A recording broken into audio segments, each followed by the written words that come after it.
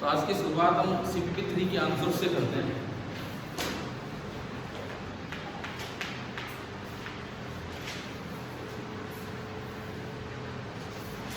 Question number 1, क्या answer होगा इसका? इंटीजर टाइप क्वेश्चन 20 सही है। आगे फर्स्ट का आंसर है 20, किस किस का आ गया? 21। सेकंड बी सही। थर्ड मैंने कहा था, शायद ये नहीं कहा था, तो अभी कह रहा हूँ ये फील्ड पे है, तो अभी हम वहाँ पहुँचे नहीं थे। थर्ड को भी रोको, फील्ड निकालना सीखेंगे तब हम कर रहे थे, है ना। फोर्थ, ये बहुत ही इंपॉर्टेंट पार्ट है। ये लगा लो कि ये ऐसा रिजल्ट आता रहता है एग्जाम में, कभी किसी तरीके से कभी किसी तरीके से। फिफ्थ ए, सिक्स्थ सी, सेवंथ ए, एट्थ बी, नाइन्थ जैसी चीज मैंने उस दिन वो केस करवाए थे, तो बताओ आंसर क्या है? ए। एंड 10 सी, सुपरपोजिशन प्रिंसिपल पढ़ा था हमने, तो 10th का आंसर है सी। ये हमारे कुछ आंसर्स हैं। अब इसमें भाई ये बताओ डाउटफुल कौन कौन से जो हम डिस्कस करें, या यूँ पहले आप ये बता दो कौन कौन से वो हैं जो नहीं करने डिस्कस, क्योंकि सारे ही करने हैं जिस तरह लग रहा है मुझे। पहले पेज में फर्स्ट पता है, फर्स्ट पता नहीं, जेईई मेन में आया था 2021 वाले में ही, अभी जो पेपर हुआ उसमें। Two small spheres each of mass 10 mg, ये 10 mg क्या है? g acceleration due to gravity है या क्या है? g क्या है यहाँ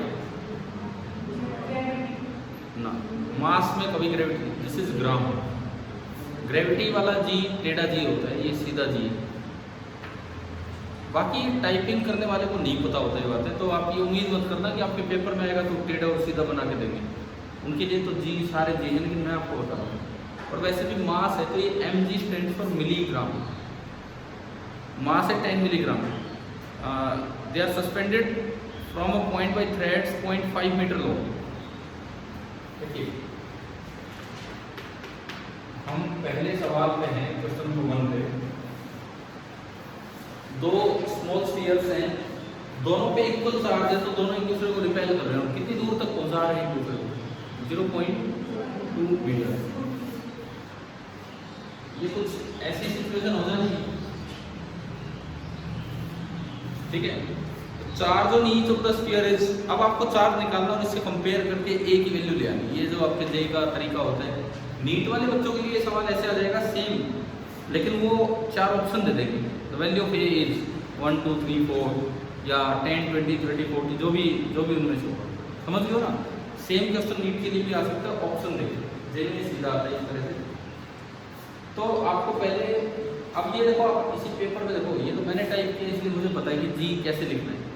लास्ट वाला जी कैसे लिखा होगा? इटैलिक है, टेढ़ा है, थोड़ा दिख रहा है, वो होता है एक्सेलरेशन ड्यू टू ग्रेविटी। और वो mg वाला जी कैसे लिखा होगा? बिल्कुल सीधा, थोड़ा स्टाइल भी चेंज हो जाती है उनकी।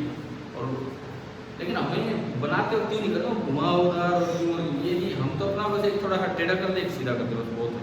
ये तो टाइपिंग अपने आप ले लेती है इस चीज़ को। तो इक्विलिब्रियम का क्वेश्चन है, तो उस दिन मैंने इक्विलिब्रियम नहीं सिखाया था, और नॉन इक्विलिब्रियम, दोनों बातें आपको करवाई थी। तो ये इक्विलिब्रियम वाला पार्ट है। नॉन इक्विलिब्रियम तो मैंने कहा था सवाल नंबर 22 HV है, तो मैंने ये भी कहा था डाल दूंगा क्वेश्चन ग्रुप पे, याद तो आगे बढ़े कोई नहीं। ये देखो, अभी नीचे कौन सा फोर्स, इसका एमपीडी बनाया हमने mg, इधर टेंशन P, और रिपल्सिव फोर्स Q² अपॉन, यार आपको डायरेक्ट ही दे रखा है कितनी दूर तक वो रिपेल करे, ठीक है। मान लो ये एंगल है थीटा, तो ये एंगल भी थीटा होगा। टी का ये कंपोनेंट टी कोस थीटा, और टी का ये वाला कंपोनेंट टी साइन थीटा। समझ आ गया यहाँ तक? ठीक है। अब देखिए, जस्ट आपको फोर्स बैलेंस कर दो। T sine theta is equal to K Q square upon R square and T cos theta is equal to M G. Divide कर दिया मैंने, तो tan theta K Q square upon R square M G. मुझे Q चाहिए ना, charge.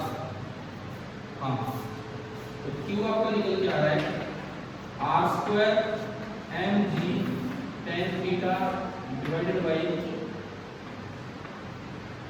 और इस पूरे का। अब मैं बस वैल्यू बता देता हूँ आपको। आर क्वेश्चन में दिया है, आर है 0.2, आर हमारा है 0.2, एम मास कितना मैं लिख भी दूंगा यहाँ पे, आर आपका है 0.2 मीटर, एम कितना मास 10 mg। इसको कन्वर्ट करो ऐसा यूनिट में, 10 तो था इंटू 10 की पावर कितना -6। कई खाली मिली हटा के छोड़ देते हैं भाई, ऐसे यूनिट तो किलो तक पहुंचाना होगा, तो -6। ठीक है। और थ्रेड्स की लंबाई उसका यूज tan थीटा में करेंगे। थ्रेड की लंबाई दे रखी है आपको, जो थ्रेड है कितना बड़ा है 0.5 मीटर, और ये डिस्टेंस कितनी है 0.2, तो उसका आधा 0.1। अब आप ट्रायंगल आपके पास है, तो 0.5 ही 0.15 प्लस से ये आ जाएगा, उससे tan थीटा आ जाएगा। करोगे ना आप ये, तो tan थीटा आ जाएगा, इसमें पुट करना आर स्क्वायर तो बाहर ही आ जाएगा रूट से, और ये सोल्व करना, तो आपका आंसर है 20। ठीक है।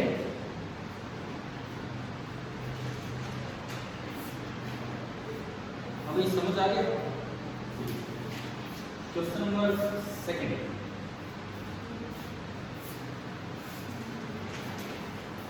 लड़कियों में सारे आ गए या कोई बचा है?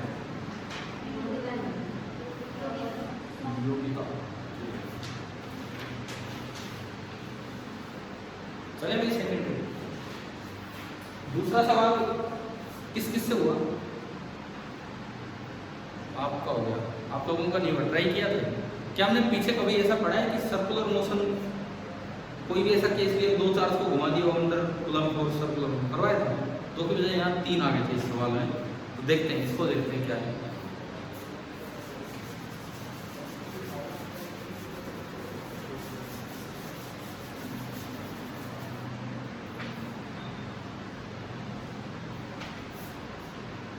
+2 सेंटर में रखा -2।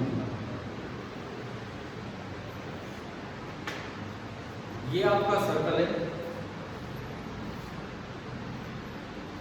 यहाँ पे +2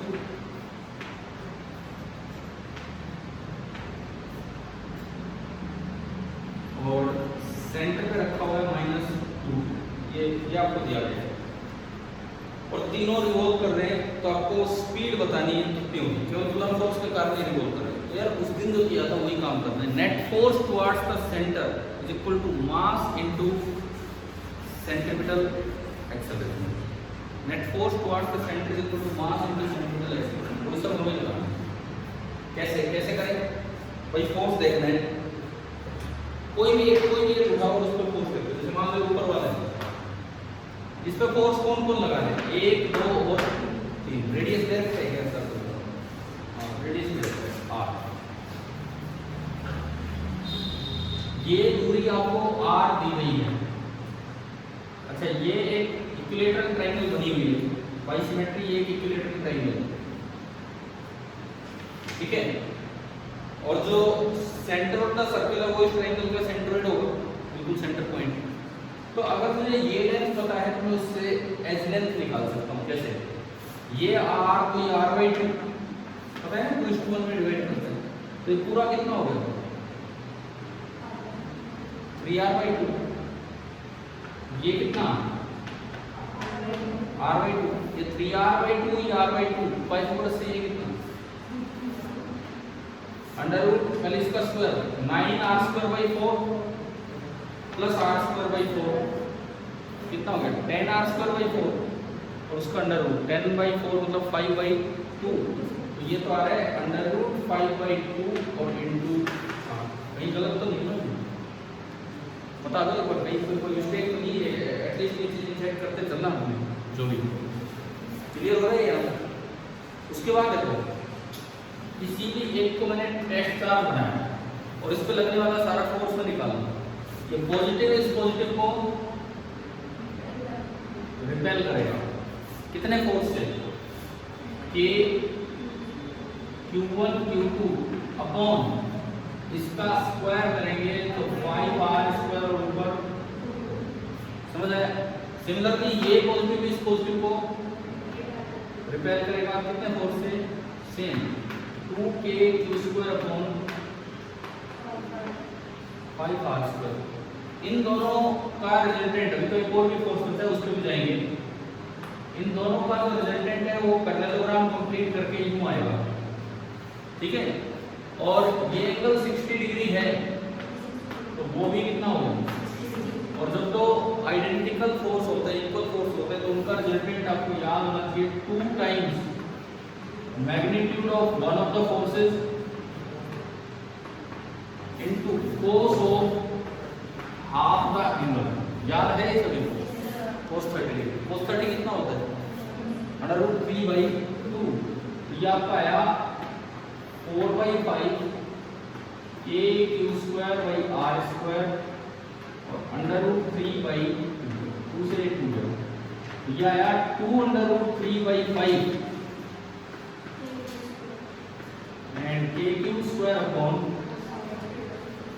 2 अंडर ये तो ऊपर की तरफ फोर्स है रिपल्सिव और कौन सा फोर्स रहेगा इससे -2 ये स्ट्रॉन्ग है चार्ज भी बड़ा है डिस्टेंस भी कम है तो एक अच्छा खासा इसका क्या लग जाएगा अट्रैक्टिव फोर्स एक अच्छा खासा अट्रैक्टिव फोर्स लगेगा और उससे ज़्यादा लगना चाहिए तभी तो ये सर्कल में घूमेगा क्योंकि नेट फोर्स किधर होना चाहिए टुवर्ड्स द सेंटर। तो ये कितना होगा कूलम्ब्स लॉ लगाना है k q -2 विदाउट साइन लेना होता मैं मैग्नीट्यूड तो 2q होगा और डिवाइडेड बाई ये आया 2kq²/r²।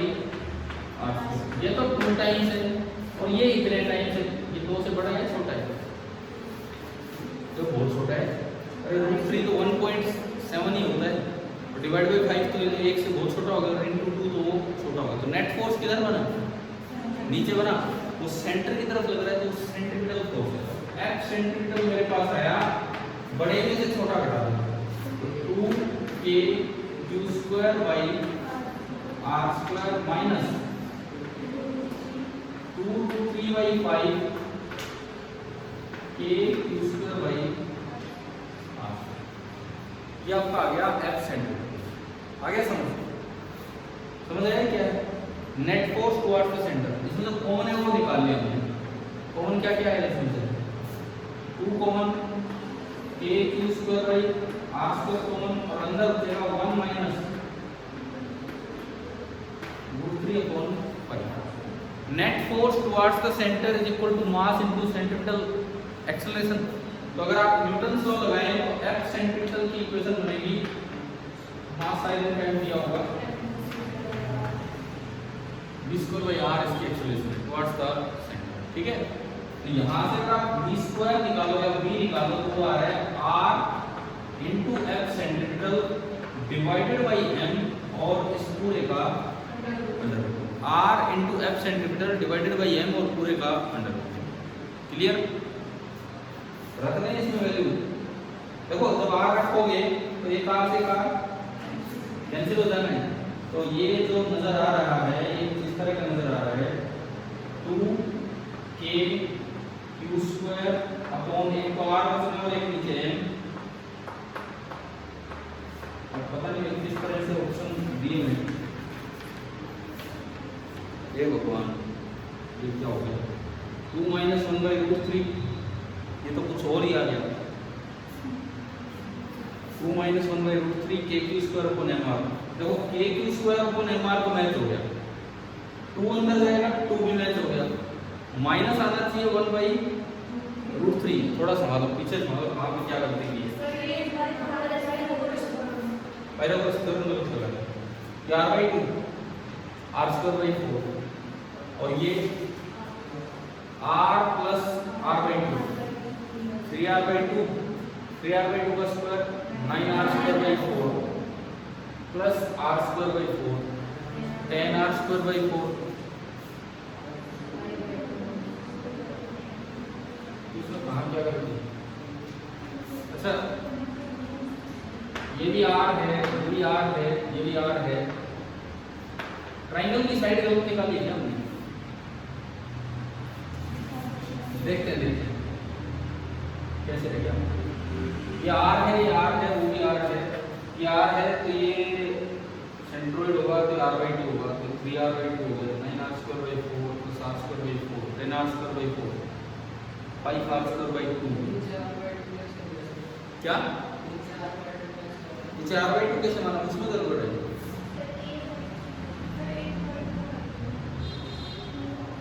क्या ये सेंट्रोइड नहीं है ये इसका? क्या ये सेंट्रोइड नहीं है इसका?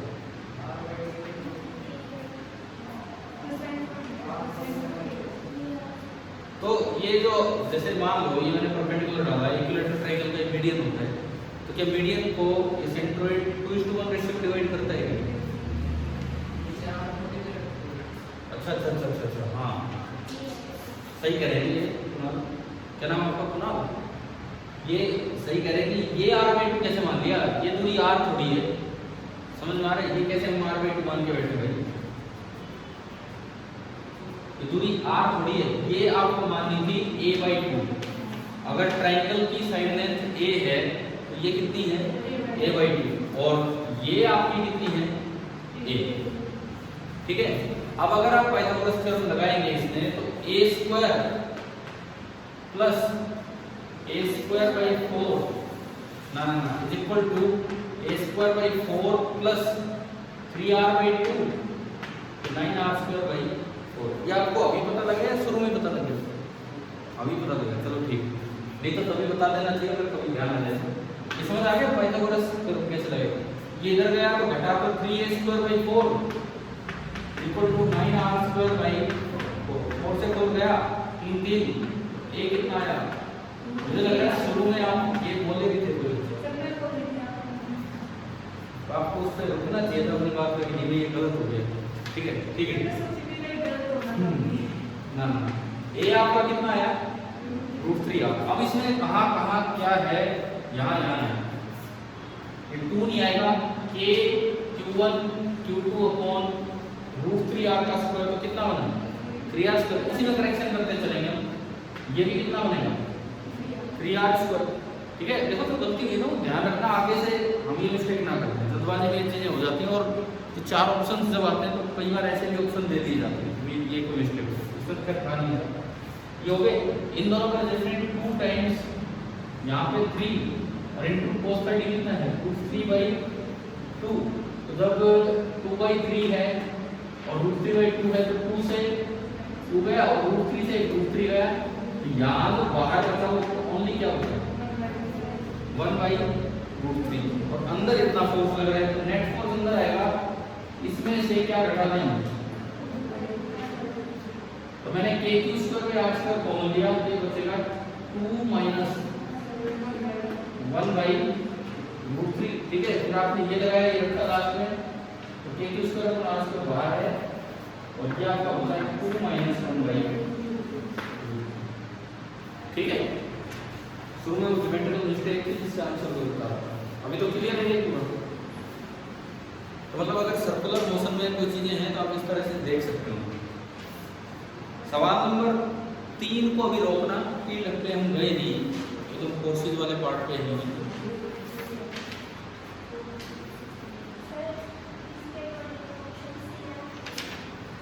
अब क्या हो गया,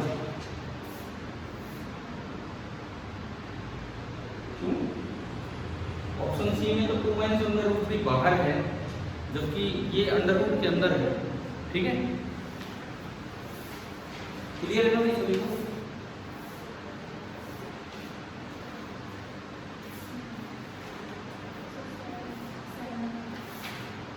मुझे बताओ फोर्थ का प्रूफ आता है आपको कैसे, या करवा रखा है क्लास में?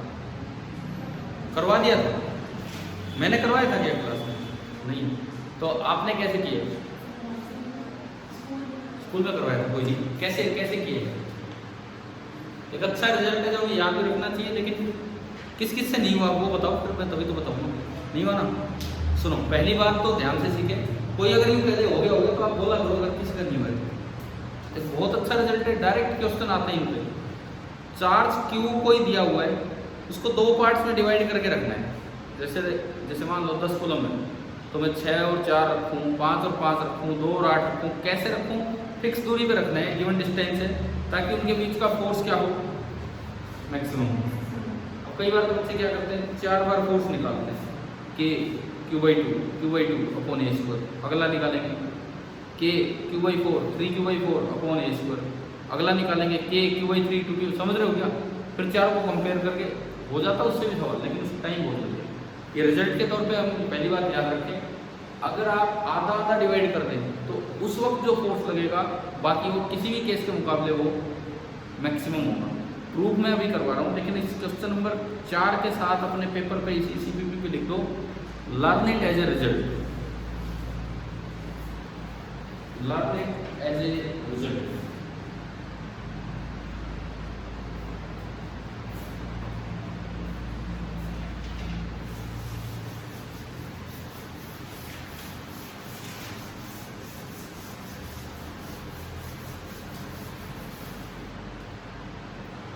देखिए क्या है ये कि एक कोई टोटल चार्ज क्यू था, मैंने उसके दो हिस्से किए।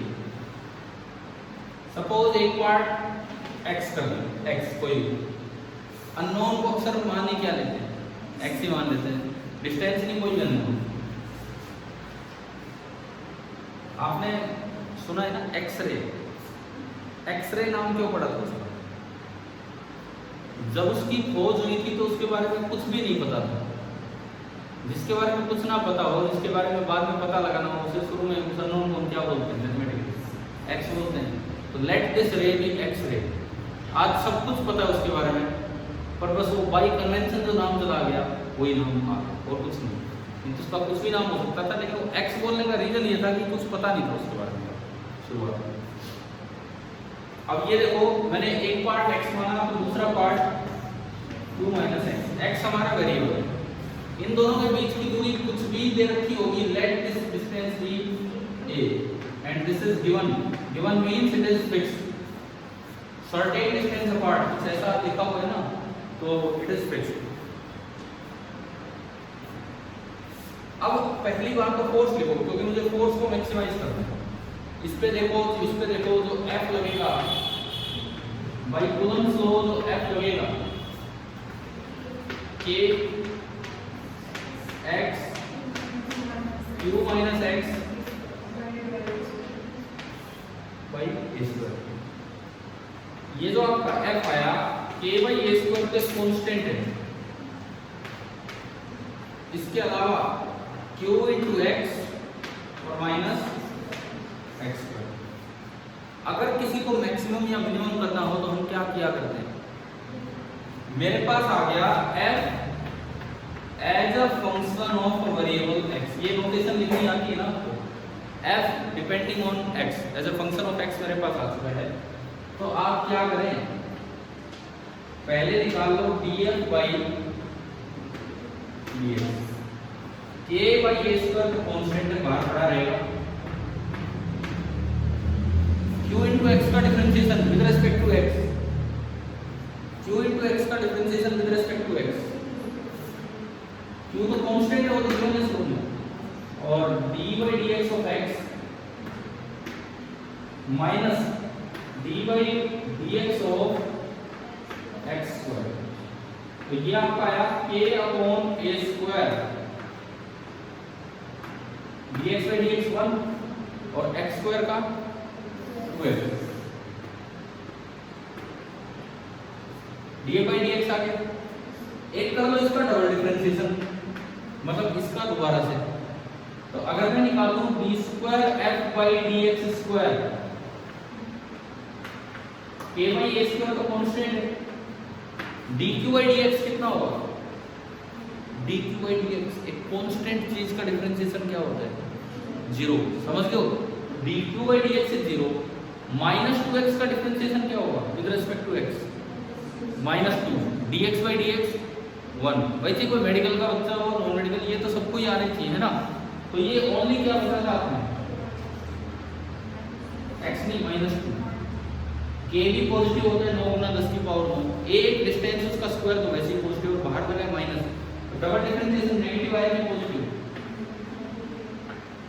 बताओ नेगेटिव पे क्या होता है, मैक्सिमा की मिनिमम, कोई मैक्सिमम पॉइंट जहां होते हैं वहां डबल डिफरेंशिएशन नेगेटिव है ना। अब पहले पॉइंट तो ढूंढे कौन सा है, फॉर मैक्सिमम और मिनिमम,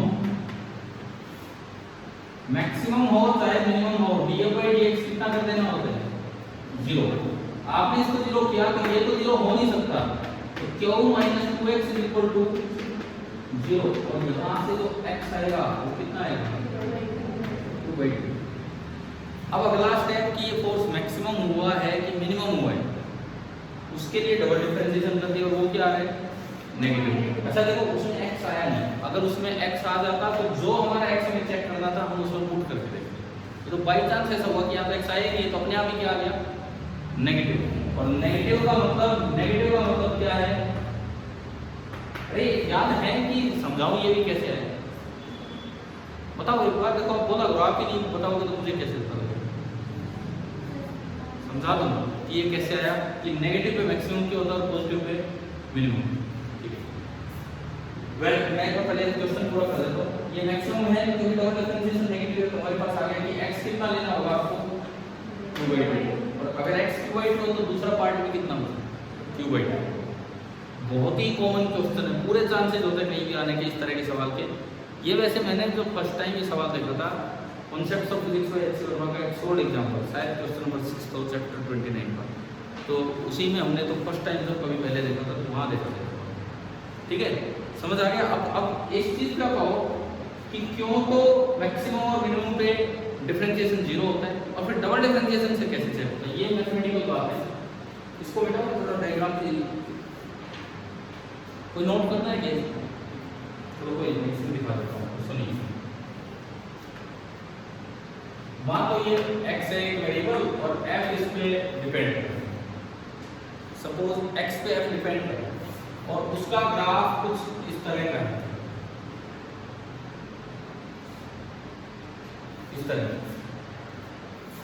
ये कोई पॉइंट है x1 और ये कोई पॉइंट है x2, x1 पे मैक्सिमम है कि मिनिमम, देख के बताओ, मैक्सिमम, और x2 पे मिनिमम, समझ आ रहा है ना। अब ग्राफ से तो ठीक है, हम फंक्शन से कैसे पता लगाएं, अगर मेरे को कोई दे दे कि f as a function of x, भाई डिफरेंशिएशन देता है स्लोप, डिफरेंशिएशन देता है स्लोप, यहां टेंजेंट डालोगे तो पॉजिटिव स्लोप है कि नेगेटिव, पॉजिटिव, इन लाइनों की स्लोप पॉजिटिव होगी, इसकी जीरो जीरो, इन लाइनों की नेगेटिव।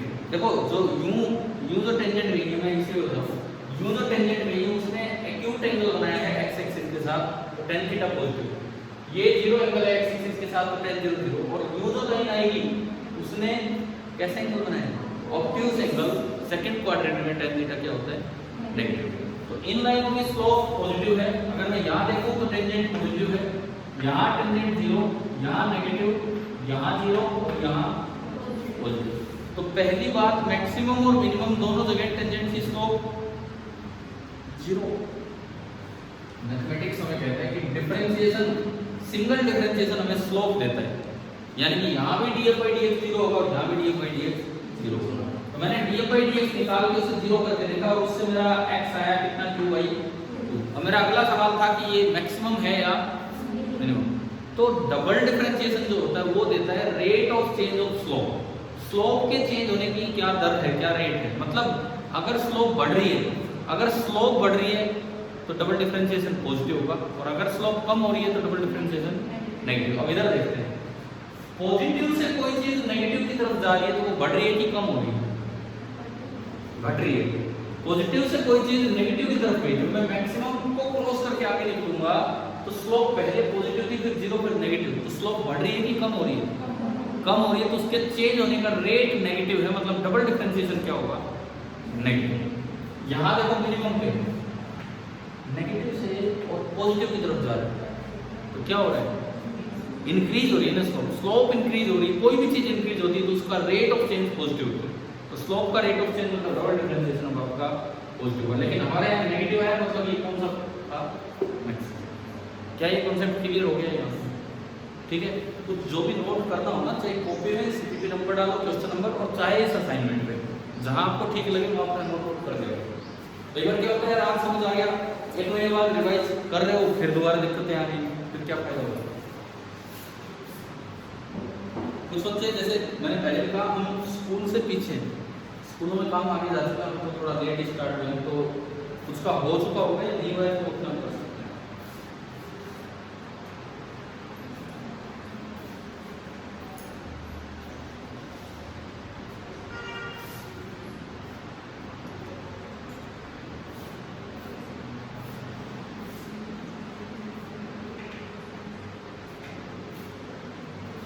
भाई देखो, जिस बच्चे को जरा सा भी डाउट पूछे ना, पूछा करो आप क्लास में। यहाँ कोई बहुत बड़ी क्लास तो है नहीं कि आप शर्मा जाओ, यही चीज़ तो बिल्कुल ही नहीं होनी चाहिए। अब भी मुझे लग रहा है कुछ बच्चे अब भी नहीं पूछ पा रहे हैं, संकोच सा कर रहे हैं, बोले मैं कैसे पूछूँ, क्योंकि पहले कोई तो बोल गया हाँ जी हो गया, तो फिर आप पूछ ही नहीं पा रहे। तो आपको पूछना, अगर आपने ट्राई किया है, ट्राई नहीं किया तो फिर तो कोई मतलब नहीं है पूछने का।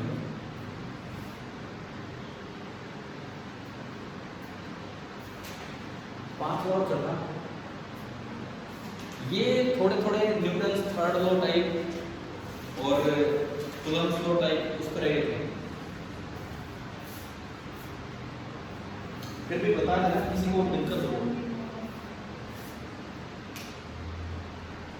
कई बार क्यों होता है, देखो आपस में भी दिक्कत सॉल्व कर दिया करो। जैसे भाई आप साथ बैठे हो, थोड़ा पहले आगे 5 मिनट, इनका हो गया इनका नहीं होता, आपस में डिस्कस कर दिया करो, ताकि हम थोड़ा कम समय में डिस्कशन हो जाए और आगे बढ़े। ठीक है, फिफ्थ किस किस का हो गया है? ठीक है, अब देखो किया है ट्राई करके आपने, नहीं बात है, समझ लो इधर से इधर उधर, जहाँ से भी समझा दोगे ना भी आपको वापस में। ठीक है, फिफ्थ और सिक्स्थ आप करेंगे। सेवंथ नियम हो गया वेक्टर एडिशन का एक सवाल। वेक्टर्स में बताया जाता है, बताया क्या जाता है, आप बोर्ड पे देखो एकदम यहाँ पे हटा दो भाई, हो गया हो गया। अरे जिसका कोई रह जाए ना नोट, मैं वीडियो हर बार अपलोड कर रहा हूँ, जिसका कुछ रह जाए उससे लिखना हो, अपने वीडियो को बाद में वहीं करके देख लिया करो, जहाँ भी आपका कुछ बचा है, कोई चीज़ ना समझ में।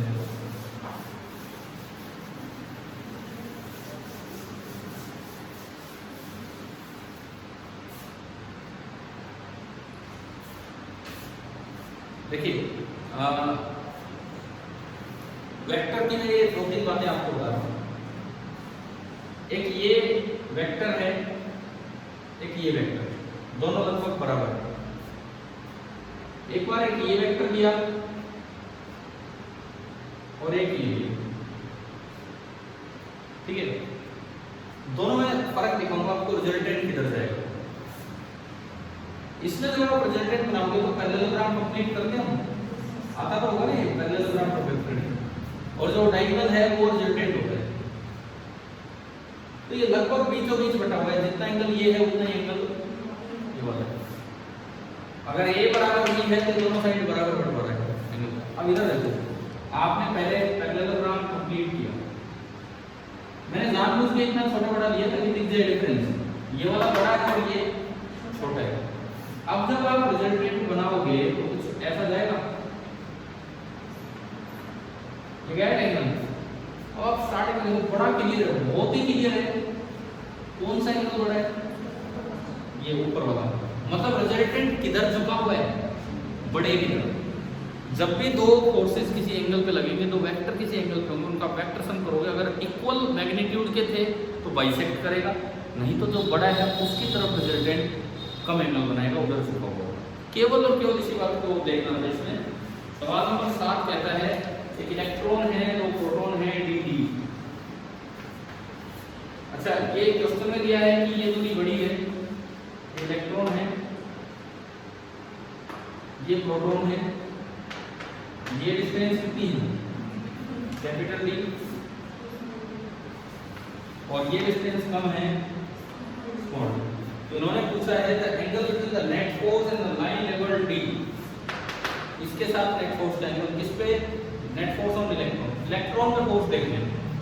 तो भाई इलेक्ट्रॉन को एक तो ये अट्रैक्ट करेगा और एक ये अट्रैक्ट करेगा, ये फोर्स लगाएगा K E upon D square, और ये फोर्स लगाएगा K E अपॉन बहुत बड़ी D का स्क्वायर, तो वो फोर्स बहुत ही छोटा हो जाएगा। यानी कि इधर तो फोर्स कम है और इधर फोर्स बड़ा है, तो क्या बिल्कुल बीचों बीच आएगा, बीचों बीच आता तो 90 का आधा 45। अब ये किधर झुका होगा, बड़े किधर, इस साइड झुका होगा, तो इसके साथ ये एंगल नेट फोर्स का 45 से कम है कि 45 से ज्यादा। आ गया समझ, ठीक है। Question number 8, quantization. इनमें ये मतलब स्टेटमेंट टाइप क्वेश्चन है, याद आते हैं।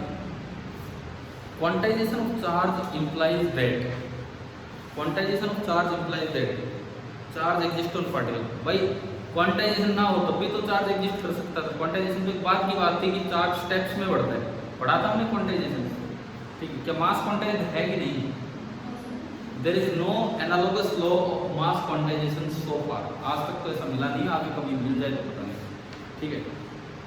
उसके बाद है there is a minimum permissible magnitude of charge. क्या क्वांटाइजेशन से हमें कोई मिनिमम मैग्नीट्यूड मिला है चार्ज का? बिल्कुल मिला है। कितना? E प्लस माइनस E, क्योंकि Q बराबर n ही है, और अगर किसी पे चार्ज है तो मिनिमम चार्ज कितना हो सकता है, E। ये आपको क्वांटाइजेशन ही बताता है। क्या E/3 एग्जिस्ट करते हैं? क्या कोई जिक्र हुआ है क्वार्क का? क्या हमारी क्लास में यहाँ क्वार्क्स का जिक्र हुआ है? उस समय हुआ है ना, लेकिन वो मिनिमम एग्जिस्टेबल चार्ज नहीं है, क्योंककि वो तो इकट्ठे ही रहते हैं। पढ़ाया था उस समय आपके एनसीईआरटी का क्वेश्चन भी था, 29 था कि 31 था, पता नहीं कौन सा था। See, charge which is a fraction of a coulomb is not possible. ये कह रहा है 1 कूलम से छोटा चार्ज पॉसिबल नहीं है। अरे 1 इलेक्ट्रॉन का चार्ज 1 कूलम से बहुत छोटा है, 1 इलेक्ट्रॉन का चार्ज 1 कूलम से बहुत छोटा है, और वो पॉसिबल है ना भाई। और आखिरी ऑप्शन हो गया है, तो 9th बता दो, हो गया हो तो मैं ना करूँ डिस्कस। किस किस का हुआ है 9th? 1 2 3 नहीं हो यार। देखो मैंने ऐसी तो सिचुएशन बनाई थी उस दिन, वो इक्विलिब्रियम बनाया था। आज आपको आंसर दे दिया। आंसर क्या है इसका? ये एक बार दोबारा करके देखना, या फिर जिनका हो गया उनसे कॉपी लेके देखना, या अगर कहीं कर रखा हो नहीं समझा, दोबारा कर देना। 10th is superposition principle. किसी एक का चार्ज दूसरे पे, तीसरे के आने ना आने पे डिपेंड नहीं करता। ये हमारी स्टेटमेंट भी थी एनसीईआरटी की जो हमने पढ़ी। हो गया, ठीक है। अब कुछ आगे बढ़ाते हैं काम को। तो ऐसा तो नहीं जिसको ना मिला हो ये आपको पिछले 2 नहीं मिले तो याद नहीं रहा, दे दूंगा। चलिए अब देखते हैं, आगे बढ़ते हैं।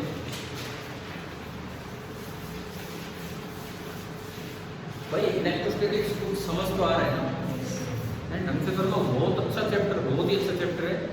एक शुरुआत अच्छी हो जाएगी तो पूरी 12th बहुत अच्छी होती चलेगी, ठीक है।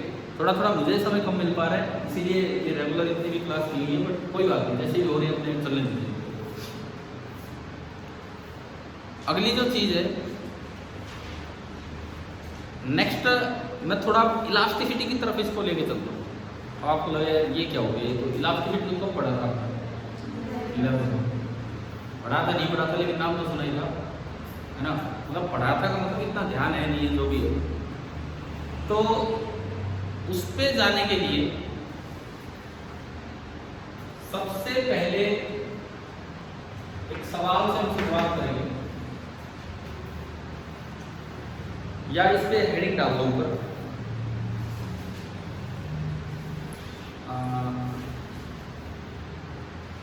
इलास्टिक नेचर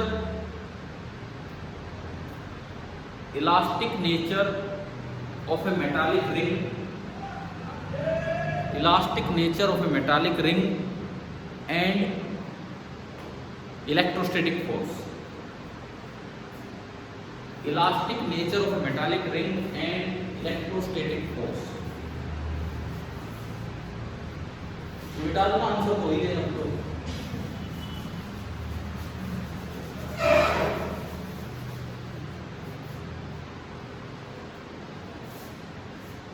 देखो जैसे मान लो आपको एक मेटल की रिंग दी गई है जो एक टेबल पे रखी है। ये रिंग यूं वर्टिकल नहीं है, हॉरिजॉन्टल रिंग है, टेबल पे रखी हुई है।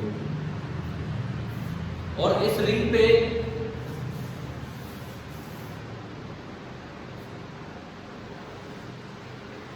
ये कोई भी एक रिंग है, ये इसका सेंटर है और अभी जो रिंग का रेडियस है वो कितना है 8। अभी जो रिंग का रेडियस है दैट इज 8, ठीक है। और इस पे चार्ज दिया गया था Q। मैंने माना कि ये कैसा चार्ज है पॉजिटिव। ये मेटल रिंग है और ये चार्ज यूनिफॉर्मली बढ़ रहा है। अब इसमें सेंटर पे मैं बाद में चार्ज रखता हूं, क्या रखती है स्मॉल सेंटर पे रखता है। तो हमें क्या क्या निकालना होगा इसमें।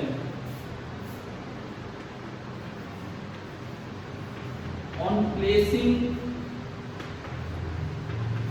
Small q at the centre, small q centre पे रखने पे इस रिंग में एक एक्स्ट्रा टेंशन जनरेट हो जाएगी, क्योंकि स्मॉल q इस चार्ज को रिपेल करेगा तो रिंग फैलना चाहेगी तो लेकिन फैल तो नहीं पाएगी इतनी, तो एक टेंशन जनरेट हो जाएगी।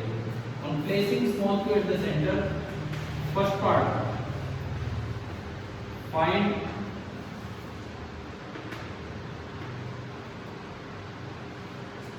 tension generated in the ring। एक सवाल की तरह ही हो जाएगा, हेडिंग डालिए, ठीक है।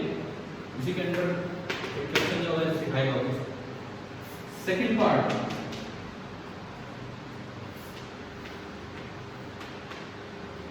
extension in radius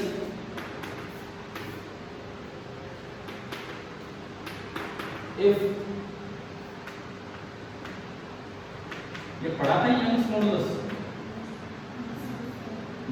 modulus of metal is y and its area of cross section is a।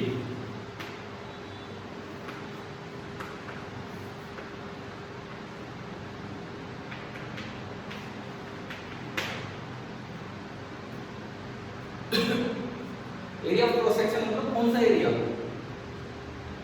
ये एरिया। अगर मैं इसको कट कर दूं तो ये जो छोटा सा एरिया बनेगा, समझ गए हो वायर का। ये नहीं, ये पूरा पायास कर दी, उसका जो कट करने पे वो ना लॉक ले तो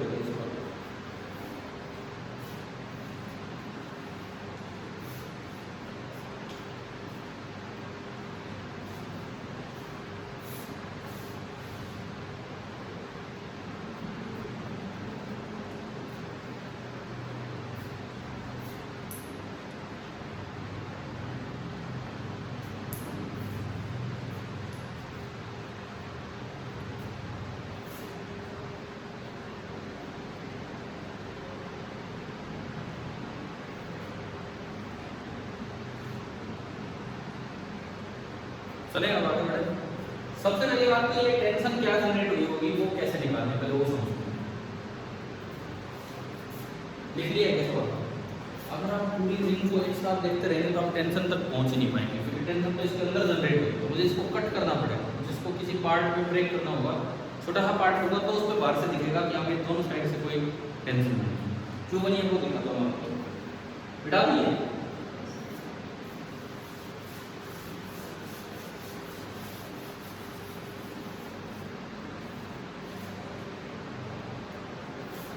मान लो मैंने इस रिंग का एक छोटा सा पार्ट ब्रेक किया ऊपर। अब ये जो एरिया है ना, ये ए, मैं तो मैग्नीफाई करके दिखा रहा हूँ, इतना बड़ा नहीं, छोटा ही पार्ट है। और इस पार्ट ने यहाँ सेंटर पे, इस पार्ट ने यहाँ सेंटर पे जो एंगल बनाया है that is D theta. Theta छोड़ो यार, क्यू और थीटा पे आप जैसे बना दो आप खुद ही कंफ्यूज हो जाओगे। डी फाइव हो गया, डी फाइव, ठीक है, ये एंगल बनाया। तो देखो इस ये लेंथ कितनी है ना, अगर ये रेडियस आर है, एंगल डी फाइव है, तो लेंथ कितनी है? Length of the arc is equal to radius into central angle. Length of the arc, length of the arc बताओ कितनी है, पता है कि r into d five. Clear? तो इस पे चार्ज कितना होगा बाय यूनिटरी मेथड? अगर मैं इस छोटे से पार्ट पे चार्ज की बात करूं, dq की बात करूं बाय यूनिटरी मेथड, पूरी लंबाई कितनी है? 2 पाई r। 2 पाई r का चार्ज कितना है? q, capital Q। Unit length पे q अपॉन 2 पाई r, और हमें कितने लेंथ पे चाहिए? r d थीटा लेंथ पे, तो कितना हो जाएगा? q अपॉन 2 पाई r into r d five. q upon 2 पाई r into r d five, r से आ गया, तो जो dq बचेगा ये आपको बचा q अपॉन 2 पाई और into d five, q upon 2 पाई इनटू d फाइव। समझ आया?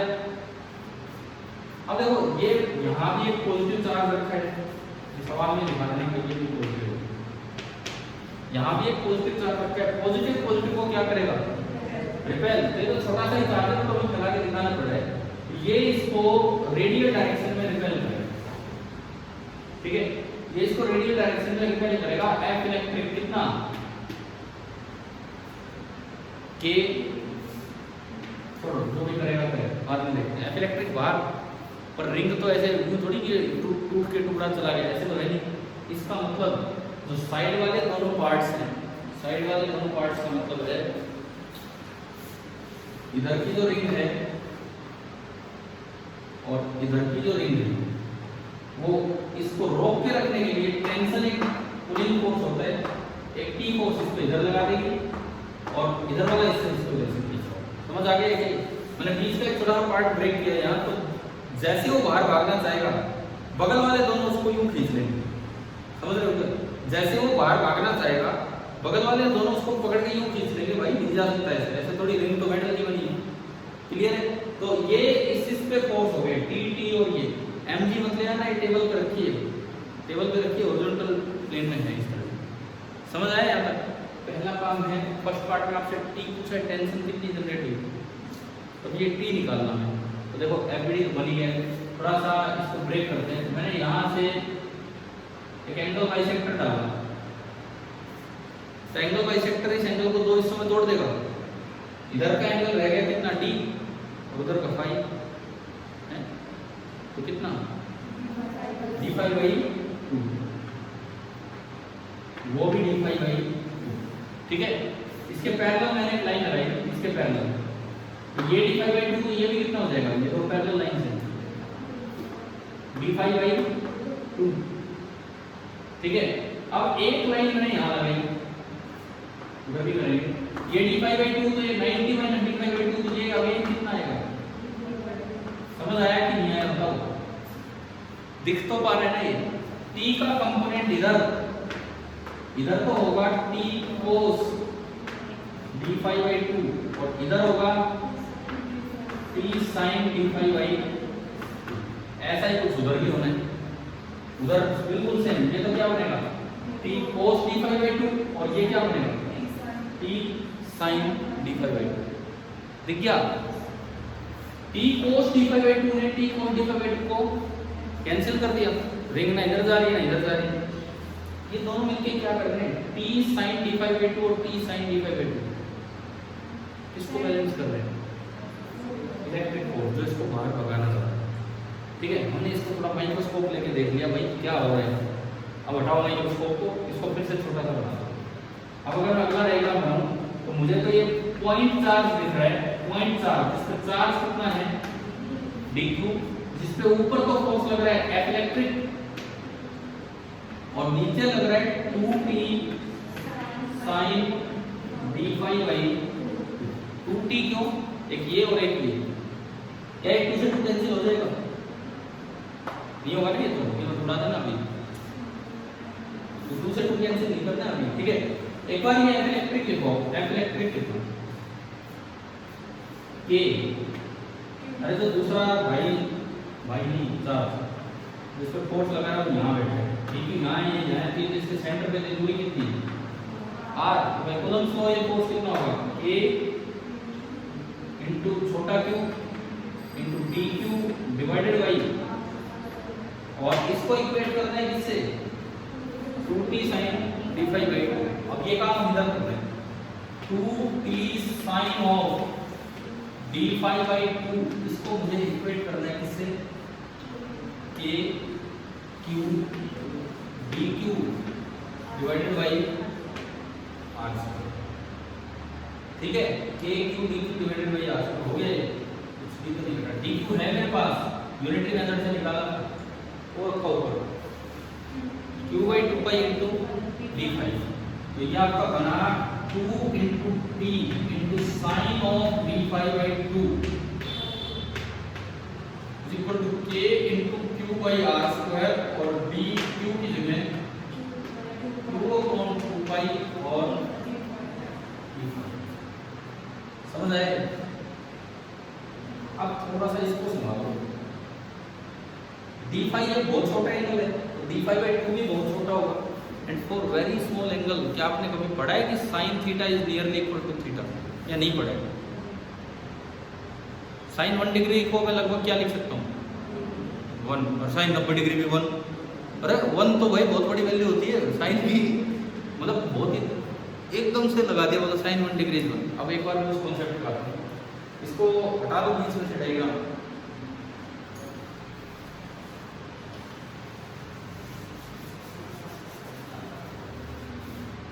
देखिए for very small angle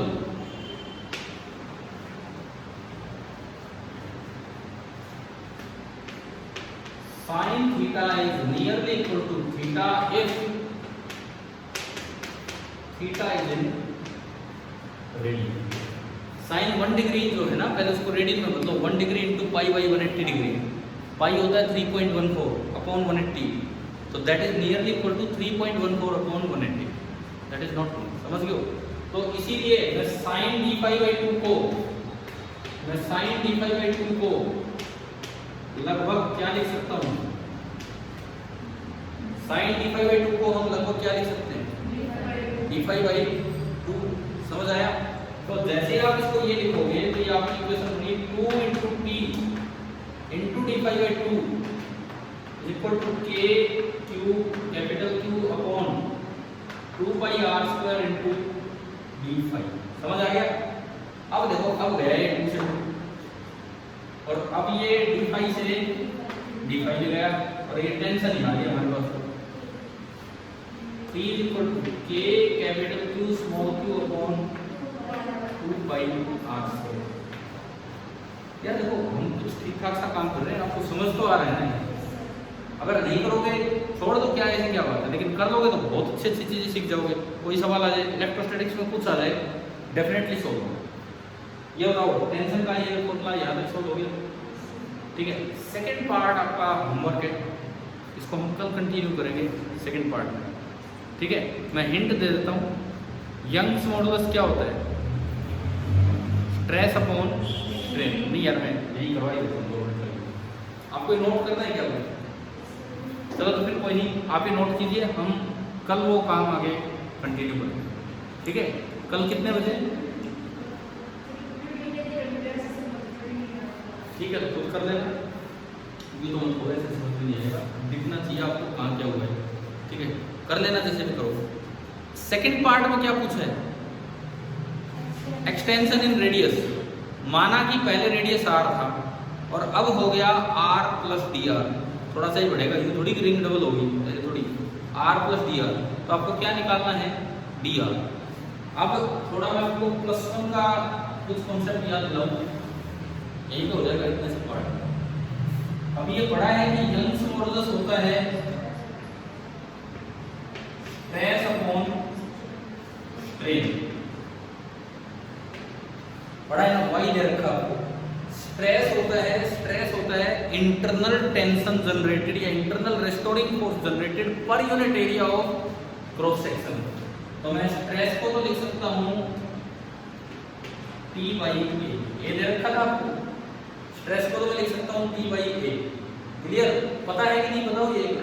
internal restoring force generated per unit area upon strain का मतलब होता है change in length upon original length. हमने माना कि रेडियस में चेंज कितना हुआ dr और ओरिजिनल रेडियस कितना था तो ये dr बाई r बदल जाओ। अच्छा कोई सोचे यार रेडियस लेंथ थोड़ी है, रेडियस लेंथ भी है, पूरी लेंथ ले लो। पहले लंबाई थी 2 पाई r, अब लंबाई होगी 2 pi into r plus dr। Strain होगा पूरी लंबाई माइनस पहले की लंबाई अपॉन पहले की लंबाई, और 2 पाई कट ही जाना, यही आना कर लो जो मैंने बताया। अगर स्ट्रेन आराम से निकालो तो इनिशियल लेंथ 2 पाई r, बाद वाली length 2 pi into r plus dr, change in length 2 pi into r plus dr minus 2 pi r that is 2 pi into dr, और स्ट्रेन होता है 2 pi into dr upon original length 2 पाई r, 2 पाई का dr by r। और मुझे यहाँ से dr चाहिए तो dr बाई r पाया t अपॉन y है, और ये लो भाई dr ही आ गया। कल पे क्या था मैं dr अपॉन, और t अभी आपने निकाला था ये आप इसमें, ये इलास्टिसिटी वाला पार्ट इसमें है। ठीक है, कल कितने बजे आओगे?